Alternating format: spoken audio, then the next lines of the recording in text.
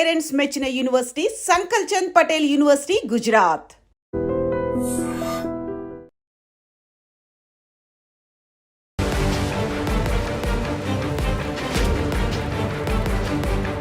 బీజేపీలో సమన్వయం లేదు. బీజేపీలో ఏం జరుగుతుంది, ఒక నాయకుడికి అసలు పడనే పడదు. ప్రజా పోరాటాలు అటు ఉంచితే మొత్తంగా అసలు పార్టీనే ఎటు కాకుండా చేస్తున్నారు. దీంతో కేంద్రం ఆగ్రహం వ్యక్తం చేస్తోంది ఇక్కడ ఉన్నటువంటి లీడర్స్ మీద అనేది మనము గత 2 నెలల క్రితం కూడా మనం చూసాం, విన్నాం. కానీ ఇక మున్సిపాలిటీ ఎన్నికలు అయినాయి కదా, మున్సిపాలిటీ ఎన్నికల తర్వాత మాత్రం అసలు ఏ పార్టీకి శత్రువు కాదు. నిజం చెప్పాలంటే కార్యకర్తలారా, మీరు కొట్టుకొని రాళ్ళు విసురుకొని మా నాయకుడు అని మీరు రక్తాలు వచ్చినట్టు కొట్టించుకుంటే ఇక్కడ ఏం లాభం లేనట్టే కనిపిస్తుంది. అది మీరు చూడండి, ఏ పార్టీకైనా ఓటేసేస్తుంది. ఇప్పుడు బీజేపీ ఉంది, బీజేపీకి సంబంధించిన మెదక్ ఎంపీ ఉన్నారు, ఆయన ఖటర్ బీజేపీ నాయకుడు. ఆయన ఏకంగా గూడెం మైపాలరెడ్డి పటాన్ చెరుకు సంబంధించిన ఎమ్మెల్యే కారులో ఎక్కి ఎక్స్ అఫిషియో మెంబర్ కాబట్టి ఆయన బీఆర్ఎస్కి సంబంధించిన సీట్ని కైవసం చేసుకోవడానికి ఎక్స్ అఫిషియో మెంబర్ బీజేపీ ఆయన వెళ్ళి బీఆర్ఎస్కి మద్దతుగా ఓటేసాడు. ఇది పెద్ద చర్చ. అసలు మామూలు రచ్చలేదిగా. రఘునందన్ రావు మొత్తం తెల్లారు లేస్తే కల్వకుంట్ల కుటుంబం మీద మాట్లాడతాడు కదా, గంతగానం తిడతాడు కదా, మరి ఇట్లెట్లేసిండు అని పెద్ద చర్చ పార్టీలో. ఇదేటో పోయేటట్టుంది అని చెప్పి కేంద్రం ఏం చేసింది, బాబు అదేందో కనుక్కోర్రి, ఆ నివేదిక ఏదో ప్రిపేర్ చేసి అని ఆ పార్టీకి సంబంధించిన ఇన్ఛార్జ్ ఉన్నారు కదా, పార్టీ ప్రెసిడెంట్ రామచంద్రరావుకి ఆదేశం ఇచ్చిండు. దీంతో సైన్ పెట్టి ఆయన ఒక నివేదిక ప్రిపేర్ చేసి పంపించిండట. కానీ రఘునందన్ రావుని ఇదే ఇష్యూలా క్వశ్చన్ వేస్తే ఒక ఛానల్లో ఏం మాట్లాడిండో వినండి. నా మీద ఎంపీగా పోటీ చేసినటువంటి కాంగ్రెస్ పార్టీ నుంచి ఎంపీగా పోటీ చేసినటువంటి అభ్యర్థి శ్రీమతి అక్కడ ఉంది కాబట్టి మీకు తెలుసు, కాంగ్రెస్ కి భారతీయ జనతా పార్టీకి ఇది పెద్ద భూతద్దల్లా పెట్టి చూడాల్సినటువంటి అంశం కాదు. అక్కడ ఉన్నటువంటి స్థానిక పరిస్థితుల దృష్ట్యా అది ఆ సంఘటన అట్లా నిర్ణయం తీసుకోవాల్సి వచ్చింది. సో పార్టీ లైన్ ఏం జాంతేనే అప్పుడు ఆ సందర్భంలో పర్సనల్ రిక్వెస్ట్ ఏమైనా చేసినా కూడా ఆనాడు గతంలో ఉన్నటువంటి పర్సనల్ ఇష్యూస్నే బేస్ చేసుకొని నేను ఇక్కడ ఓటేసినా అని చెప్పినట్టే అనిపించింది నాకు ఇక్కడ. దాని తర్వాత రామచంద్రరావుకి కూడా ఈ విషయం తెలుసు, మా పార్టీ అధ్యక్షుడికి కూడా తెలుసు, ఆయనకు చెప్పే నేను ఓటేసినా అంటుండ్రు. హైకమాండ్ ఏమో ఏకంగా ఆయననే నివేదిక కోరింది.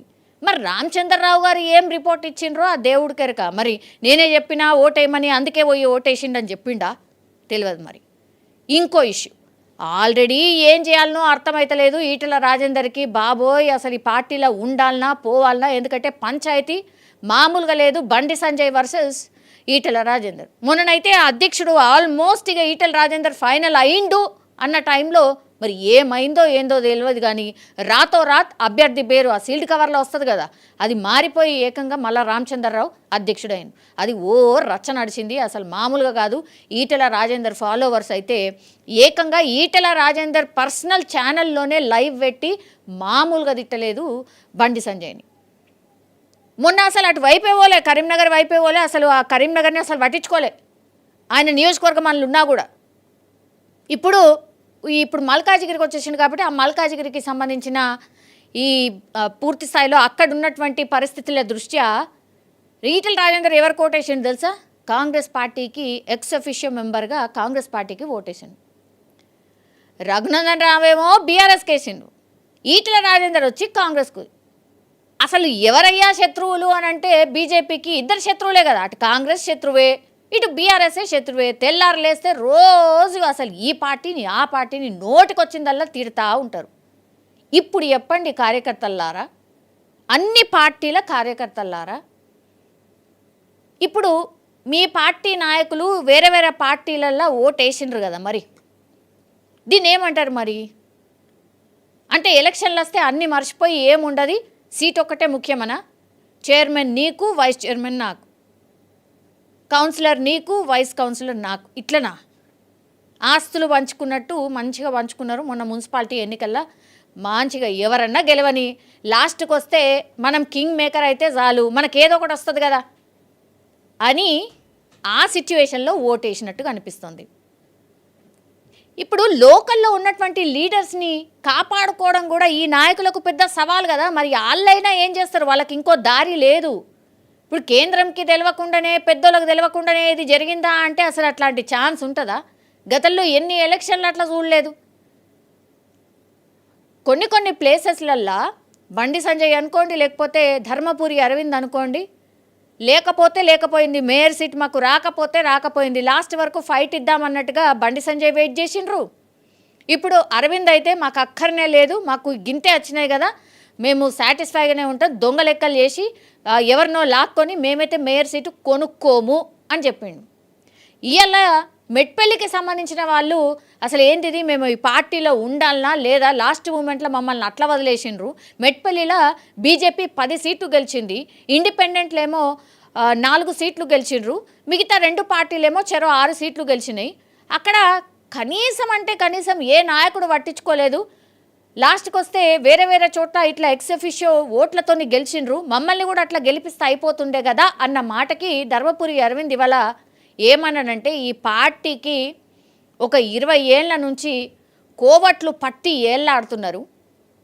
ఆయన పార్టీకి సంబంధించి మా పార్టీలోనే కోవట్లు ఉన్నారు, ఒక 20 ఏళ్ల నుంచి పట్టి ఏళ్ళాడుతున్నారు, వాళ్ళు పోతే కానీ దరిద్రం పోదు అన్నాడు.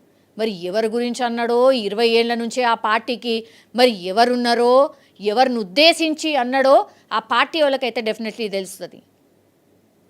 అరవింద్ గారు గతంలో కూడా చాలా టైమ్స్ మాట్లాడి, అసలు మేము కనీసం ఓన్లీ 8 సీట్లు గెలిచినాం, 8 సీట్లు గెలుస్తారా, అసలు పార్టీ అధికారంలోకి వచ్చే పరిస్థితి కనిపిస్తుందా అని సొంత నాయకులే మాట్లాడుతున్నారు. అందుకే కదా చాలా రోజుల నుంచి ఒకటే ముచ్చట, అసలు బీజేపీల నాయకులకు సమన్వయం లేదు, ఎవరి సినిమా వాళ్ళదే, ఎవరి పంచాయతీ వాళ్ళదే. ఇక కేంద్రం రంగంలోకి దిగితే కానీ ఇది సరిగ్గా కాదు, ఒక స్ట్రక్చర్ రాదు అని ఫిక్స్ అయినట్టుగా వార్తలు అయితే వస్తున్నాయి. తెలియదు ఏమవుతుందని, ఏంది అనేది తెలియదు. కానీ ఫస్ట్ ఈ నాయకులందరినీ కూర్చోబెట్టి మీరు మీ పర్సనల్ ఎజెండాలు ఏవైనా ఉండని, మమ్మల్ని అయితే కూర్చోబెట్టి మీరు ఏదైతే వర్క్ చేస్తారో అవైతే సమన్వయంతో వర్క్ చేయండి అని కూర్చోబెట్టి మాట్లాడుతుందా? మొత్తం అందరినీ తీసుకుపోయి ఒకసారి ఎవరితోనైతే కరెక్ట్గా వర్క్ అవుతుందో వాళ్ళ దగ్గర పోయి కూర్చోబెట్టి ఇంకో 2-3 క్లాసులు అవసరమా? ఇట్లా మాట్లాడుతున్నారు మరి బీజేపీ కార్యకర్తలు. ఏమవుతుందో తెలియదు కానీ సొంత పార్టీలోనే సొంత పార్టీ నాయకులే వాళ్ళ పార్టీ కన్ను వాళ్ళే పొడుచుకున్నట్టు అయిపోయింది అనేదైతే అతిపెద్ద చర్చ. ముందే అసలు ఏంది బీఆర్ఎస్ అవినీతి పార్టీ అంటది, ఇప్పుడు పోయి మీరు ఓటేస్తుంది. కాంగ్రెస్ అసలు బద్ధ శత్రువు అంటది, ఆ పార్టీకి పోయి కూడా ఓటేస్తుంది. ఇక శత్రువులు ఏడున్నారు? అందరు మిత్రులే కదా. ఇదే ఇప్పుడు అసలు ముచ్చట. మరి ఏం చేస్తుంది పార్టీ హైకమాండ్ అయితే చాలా సీరియస్గా ఉంది అనే మాట అయితే చెప్తున్నారు. మరి క్రమశిక్షణ చర్యలు ఎవరి మీద తీసుకుంటారు? ఇది కూడా ఒక చర్చ. క్రమశిక్షణ చర్యలు తీసుకుంటారా లేదా? మరి రాజాసింగ్ని అయితే క్రమశిక్షణ చర్యల్లో భాగంగా ఆయన మీద వేట్ అయితే వేసింది పార్టీ. మరి ఆ లిస్ట్ చాలా పెద్దగా కనిపిస్తున్నది. క్రమశిక్షణ చర్యలు ఎవరి మీద తీసుకుంటుంది? ఇప్పుడు ధర్మపురి అరవింద్ కూడా మాట్లాడిండు, మరి కోవట్లున్నారు పార్టీలా అని, ఆయన మీద తీసుకుంటుందా? ఇప్పుడు రఘునందన్ రావు అటు ఓటేసిండు బీఆర్ఎస్కి, ఆయన మీద తీసుకుంటుందా? ఈటల రాజేందర్ కాంగ్రెస్కి ఓటేసిండు, ఆయన మీద తీసుకుంటుందా? ఇట్లా వేటేసుకుంటా పోతే ఇక పార్టీలు ఎవరు మిగులుతారు? ఇది కూడా ఒక చర్చ. ఒక పెద్ద కన్ఫ్యూజన్లో అయితే బీజేపీ కార్యకర్తలు కనిపిస్తున్నారు. దీన్ని రెక్టిఫై చేయాల్సింది మాత్రం ఒక పెద్ద నాయకుడు, ఎవరో బిగ్ పర్సనాలిటీయే కరెక్ట్గా దీన్ని గాడిలో పెట్టగలుగుతారు అనే చర్చ మాత్రం పెద్ద ఎత్తున నడుస్తుంది. చూడాలి మరి బీజేపీలో మరి ఈ మంటలు చల్లారుతాయా, ఇంకా పీక్ స్టేజ్కి వెళ్ళిన తర్వాత చర్యలకు దిగుతారా అనేది చూడాల్సింది. And for more videos, Please subscribe to iDream. Please subscribe to iDream. Please subscribe iDream. And please subscribe to iDream. For more videos, subscribe to iDream. please like, share and subscribe to the channel. Congratulations, iDream. Subscribe to iDream. Subscribe to iDream. So subscribe to iDream Media. iDream की iDream team अंदर की huge congratulations. Please subscribe iDream Media. Please subscribe to iDream. Subscribe iDream. Please subscribe to iDream. I dream అంటే నా కళల ఛానల్ను subscribe చేసుకున్న నోరు తిరుగుతలేదు. మీరైతే గంట గుర్తు కొట్టండి. For more such videos, please subscribe to iDream.